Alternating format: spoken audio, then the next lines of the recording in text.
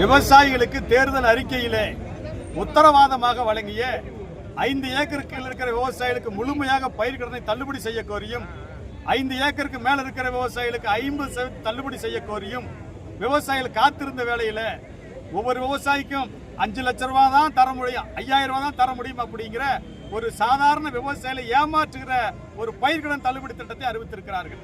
இது தமிழ்நாட்டு விவசாயிகளிடையே மிகப்பெரிய ஏமாற்றத்தையும் கோபத்தையும் பதற்றத்தையும் உருவாக்கி இருக்கிறது. எனவே மாண்புமிகு தமிழ்நாடு முதல்வர் அவர்கள் இந்த விவசாயிகள் ஏமாற்றுகிற இந்த திட்டத்தை ரத்து செய்து நீங்கள் விவசாயிகளுக்கு அளித்த வாக்குறுதிப்படி தேர்தல் உத்தரவாதத்தின்படி இந்த பயிர்க்கடன் தள்ளுபடி திட்டத்தை செய்ய வேண்டுமாய் தமிழ்நாடு முழுவதும் தமிழக விவசாயிகள் சார்பில் தமிழ்நாட்டு விவசாய சங்கங்களின் சார்பில் நாங்கள் வலியுறுத்தி கேட்டுக்கொள்கிறோம். விவசாயிகளுக்கு கொடுத்த வாக்குறுதியை நிறைவேற்ற வைத்துக் கொண்டிருந்த வேளையிலே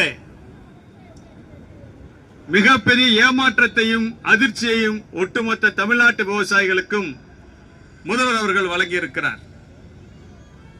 மாற்றத்தை நம்பி வாக்களித்த விவசாயிகள் இன்னைக்கு ஏமாற்றத்தில் இருக்கிறார்கள். இந்த அரசாங்கம் மத்திய அரசாகட்டும் மாநில அரசாகட்டும், மத்திய அரசாங்கம் வருஷத்துக்கு 2 லட்சம் கோடியும் மாநில அரசாங்கம் வருஷத்துக்கு 46,000 கோடி விவசாயத்துறைக்கு ஒதுக்கி அதுக்கு ஒரு மந்திரியை போட்டு 3000 அதிகாரிகளை போட்டு 50 வகையான மானிய திட்டங்களை கொடுத்து இதை உற்பத்தி பண்ணு அதை உற்பத்தி பண்ணு, காய்கறி வையி, கீரை வையி, நெல்லு வையி, எள்ளு வையி, கொள்ளு வையின்னு சொல்லி நம்மளை பாடாப்படுத்துறேன்.